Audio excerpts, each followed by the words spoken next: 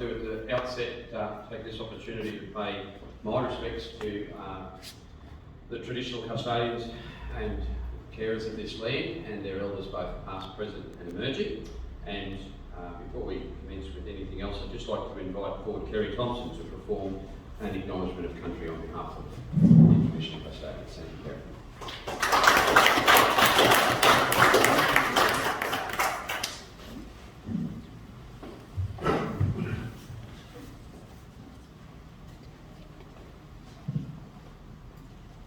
I'd like to begin by acknowledging and paying my respects to the traditional owners, the Inughuit people of the land on which we are gathered here today.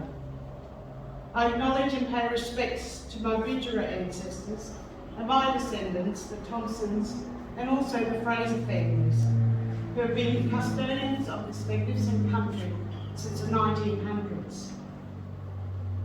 I would also like to acknowledge and pay my respects to the Indigenous and non-Indigenous elders, past, present and future, and extend my respects to Mayor Mr Sean Dillon, Chair of the Aged Care Mr Gary Battines, Federal Minister for Maranoa, the Honourable Mr David Littleproud, and to you all here today, attending and witnessing this very special event. Good morning, my name is Kerry Thompson, and I'm a proud Aboriginal South Sea Islander, 5th Bidjara woman, 5th generation descendant. I was born in Barcaldine and have lived my entire life here on this beautiful traditional Inughuit country.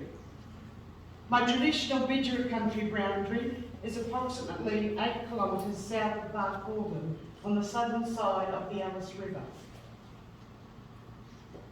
My ancestors, the Thompsons and Frasers, showed great courage, strength and determination to follow in the footsteps of the Inughuit people, in which they worked tirelessly as they continued to shape this land for and with fellow Indigenous and non-Indigenous colleagues and for our families. I would like to thank the Barcaldine Regional Council for hosting this event and inviting me to deliver the acknowledgement of country for the opening of this beautiful facility. It is an absolute honour, and for me personally, I'm also very proud to be standing here delivering the acknowledgement during NAIDOC Week. In closing, I would like to sincerely congratulate and acknowledge Mr Battines and his band of dedicated committee members and others who have worked tirelessly for many, many years to finally see their dream come true with this magnificent state-of-the-art residential complex. On behalf of myself and the custodians, we are very proud and grateful that this complex has been built on traditional country. A facility that is inclusive to all, delivering and sharing one common goal for the people of Barcaldine, and that is keeping our residents safe, happy and healthy, whilst living within our very own community.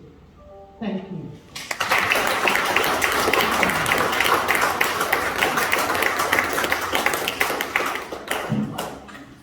I'm sure you'll all agree, as I've said many times, welcomes to country in Barcaldine, a very hard act to follow, so thank you very much. Gary. Minister Littleproud, President Gary Battines, councillors, members of the Barcaldine Aged Care Committee, ladies and gentlemen, good morning. Good morning. Today marks an important milestone in the progression towards the increased availability of quality, effective, independent living for both low-income and aged members of rural Australia. It marks a culmination of public-private partnerships which has seen millions of dollars invested from private fundraising, in-kind contributions, state government loans, and importantly, federal government capital contributions. It allows for the dream long held and a superb vision that was created by the Barcaldine Aged Care Committee and the community at large to be celebrated and championed as an example for others to follow. This powerful community group has raised and contributed over $1 million on its own, and in partnering with the federal government through the Building Better Regions program, then saw the completion of the phases we see here today.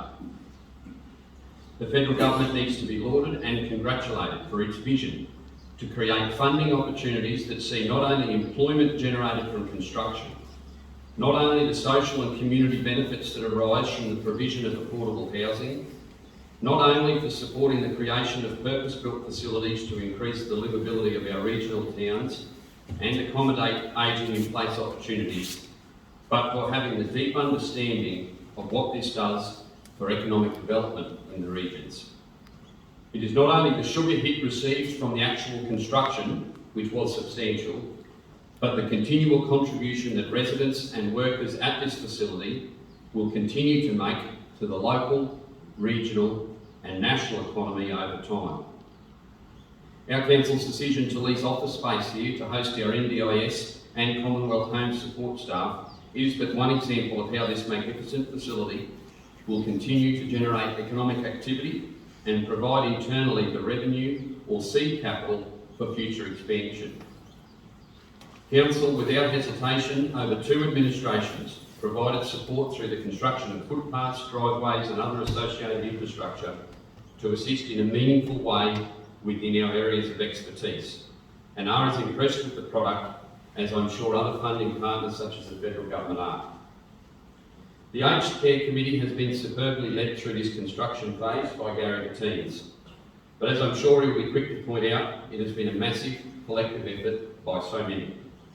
The many long, late nights and cold, early mornings spent preparing meals for countless catering opportunities, which have been experienced by so many supporters and volunteers, to the days spent counting recycled cans and bottles, some of which I'm told are not always so clean, have been just as integral to the achieving of the vision as the financial contributions received from generous supporters. Could I please ask you to join with me in thanking and welcoming Gary to come forward and address you this morning.